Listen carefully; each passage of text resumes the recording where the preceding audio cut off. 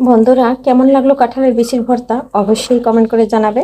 আর এভাবে ভর্তা একবার খেয়ে দেখবে। অনেকে তো অনেক দিদিভাইরা খুব মজার মজার করে ভর্তা বানায়, আর সেটা খেয়ে রয়েছেন। আর আমি যেভাবে রেসিপিটা তৈরি করেছি একবার হইলেও ট্রাই করে দেখতে পারেন, কারণ আমার দিদিভাইরা আমার বন্ধুরা অনেক সুন্দর সুন্দর রান্না করে, অনেক সুন্দর সুন্দর ভর্তা বানায়। তাদের কাছে আমি কিছুই না। আমি একজন, বলতে গেলে তাদের কাছে কি বলবো, বলার ভাষায় নাই। আর সবাই একটু চেষ্টা করবেন।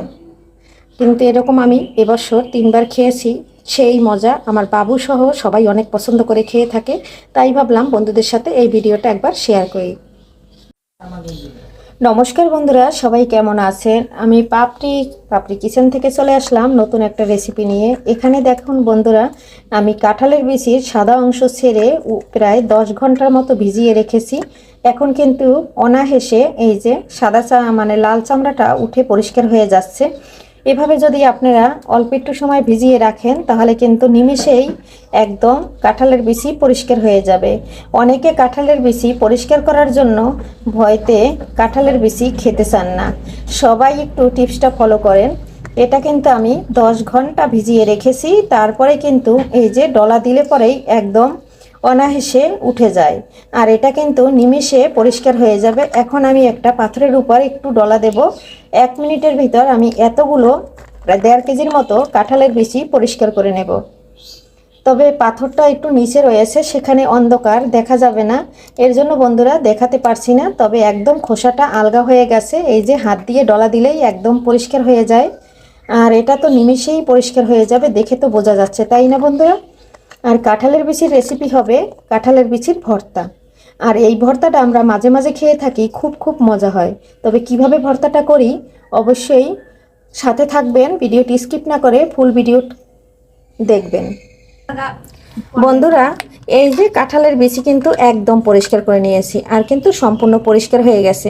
আমার কিন্তু 2 মিনিটও সময় লাগেনি। এখন আমি এটা ধুয়ে খুব সুন্দর করে উঠিয়ে নিচ্ছি। পরে কিন্তু এটা প্রেসার কুকারে সিদ্ধ করে নেব। আর সিদ্ধ করে ভর্তাটা বানাবো। কাছে এবং দূরে, দেশ ও দেশের বাহির থেকে যারা আমার ভিডিও সবসময় দেখেন এবং সুন্দর সুন্দর কমেন্ট করেন, অনেক অনেক ভালোবাসা দিয়ে আমার ভিডিওটা দেখেন। বন্ধুরা, আপনাদের সুন্দর সুন্দর কমেন্ট করার জন্য আমি কিন্তু ভিডিও করতে চলে আসি। আর এই যে কাঁঠালের বিচিটা একদম পরিষ্কার করে নিয়েছি। এরপরে সাথে থাকেন আমি প্রেসার কুকারে সিদ্ধ করে ভর্তাটা কিভাবে তৈরি করি। তবে সাথে থাকলে অবশ্যই দেখতে পারবেন। বন্ধুরা, এই যে কাঁঠালের বিচি 3টা সিটি দিয়ে সিদ্ধ করে নিয়েছি। এখন আমি খুলে শেয়ার করছি কতটা সিদ্ধ হয়েছে। সিদ্ধটা কিন্তু অফ ক্যামেরায় দিয়ে দিয়েছিলাম। এখন মোটামুটি ঠান্ডা হয়ে গেছে, আর কাঁঠালের বিচিগুলো একদম সিদ্ধ হয়ে গেছে। এখন আমি পাটায় কোনো মতো একটু শিশে নেব। বন্ধুরা, এই যে জলটা ছেঁকে নিয়েছি, আর এদিকে পাটা নিয়ে নিয়েছি। একটু অন্ধকার আসতে পারে যেহেতু এখন রাত। দেখো বন্ধুরা, এইভাবে কিন্তু আমি আস্তে আস্তে করে সবগুলো বেটে নেব, তারপরে ভর্তাটা তৈরি করব। বন্ধুরা, সবগুলো বেটে তুলে নিয়েছি। এখন আমি ভর্তাটা করে নেব। চুলায় মরিচ দিয়ে দিয়েছি, শুকনো মরিচ। মরিচ কটা ভেজে নেব, তবে শুকনো মরিচ দিলে পরে ভর্তাটা খুব মজা লাগবে। বন্ধুরা, মরিচটা কিন্তু ভাজা হয়ে গেছে, এখন তুলে নিচ্ছি। বন্ধুরা, ভর্তাটা করার জন্য এখানে কাঁচামরিচ কুচি, পেঁয়াজ কুচি আর দিয়ে দিচ্ছি রসুন। এখন দিয়ে দিচ্ছি তেল। বন্ধুরা, এখানে একটু হলুদ দিয়ে দিয়েছি, তাহলে কিন্তু ভর্তার কালারটা খুব সুন্দর আসবে। আর আমি কিন্তু অফ ক্যামেরায় নেড়ে চেড়ে নিচ্ছি। আর সিদ্ধর সময় আমি কাঁঠালের বিচিতে লবণ দিয়ে দিয়েছি, এই পরিমাণে লবণটা একটু কম দেব। বন্ধুরা, বেশি কড়া করে ভাজলে তাহলে কিন্তু ভর্তাটার স্বাদটা তেমন একটা আসবে না। এভাবে হালকা ভাজলে বেশি মজা লাগে।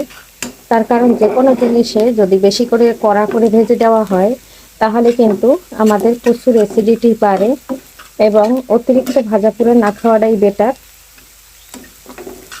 এখন আমি দিয়ে দেবো এই পর্যায়ে কাঁঠালের বিচিটা। কাঁঠালের বিচিগুলো দিয়ে দিচ্ছি। আর আমি কিন্তু একদম মিহি করে বাটি নাই। বন্ধুরা, যে শুকনো মরিচটা ভেজে নিয়েছি সেটা এই লবণটা দিয়ে আমি গুঁড়া করে নেব, কারণ এখানে কিন্তু আর লবণ দেব না, যেহেতু আমি সিদ্ধ করার সময় লবণটা দিয়ে দিয়েছি। মরিচটা গুঁড়া করে দিয়ে দিয়েছি। এখন আমি এটাকে নেড়ে করে মিশিয়ে নেব। একটা চামচের সাহায্যে খুব সুন্দর করে মিশিয়ে দিচ্ছি। বন্ধুরা, বাহিরের নয়েজ কোনো কথার শব্দ এবং শব্দগুলো একটু ক্ষমা সুন্দর দৃষ্টিতে দেখবেন। আর যারা আমার ভিডিও সবসময় দেখে এবং সুন্দর সুন্দর কমেন্ট করে তাদের জন্য রইল অনেক অনেক ভালোবাসা। আর এই যে ভর্তাটা আমি সম্পূর্ণ একটা চামচের সাহায্যে একদম মিশিয়ে দিয়েছি। আর যেহেতু আমি ক্যামেরাটা মোবাইলটা হাতে ধরে ভিডিওটা তৈরি করি, সেক্ষেত্রে কিন্তু আমার একটু ক্যামেরাটা লড়তে পারে। এখন এই পর্যায়ে দিয়ে দেবো সরিষার তেল। আর ভর্তাটা কিন্তু আমার একদম রেডি হয়ে গেছে। এই যে দেখুন বন্ধুরা, সরিষার তেলটা দিয়ে দিয়েছি। এখন আমি আবারও এখানে মিশিয়ে দিয়ে নামিয়ে নেব। কারণ এই ফ্রাই প্যানে দিয়ে ভর্তাটা করা, যদি কাঁঠালের বিচিতে কোনো পরিমাণ একটু জল থাকে, সে জলকে শুকাইয়ে নিলে ভর্তার টেস্ট দ্বিগুণ বেড়ে যায়। এর জন্য বন্ধুরা এভাবেই আমি ভর্তাটা করি। আর এই ভর্তা করে অনেকবার খেয়েছি, খেতে কিন্তু দারুণ লাগে।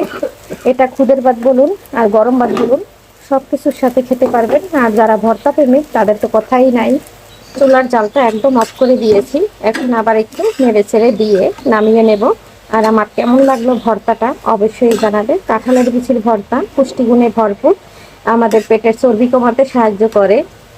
কারণ কাঁঠালের বিচিতে আমাদের পুষ্টির কিন্তু অভাব নাই।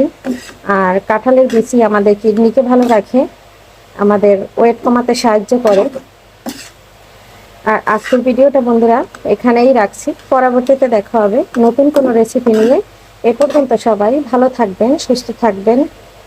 এই যে আমি ভর্তাটা রেডি করে নিয়েছি আর একদম নামিয়ে নিয়েছি। আর কেমন লাগলো বন্ধুরা কমেন্টে জানাতে ভুলবে না। আগামী ভিডিও দেখার আমন্ত্রণ জানিয়ে এখানে বিদায় নিচ্ছি। Bye bye.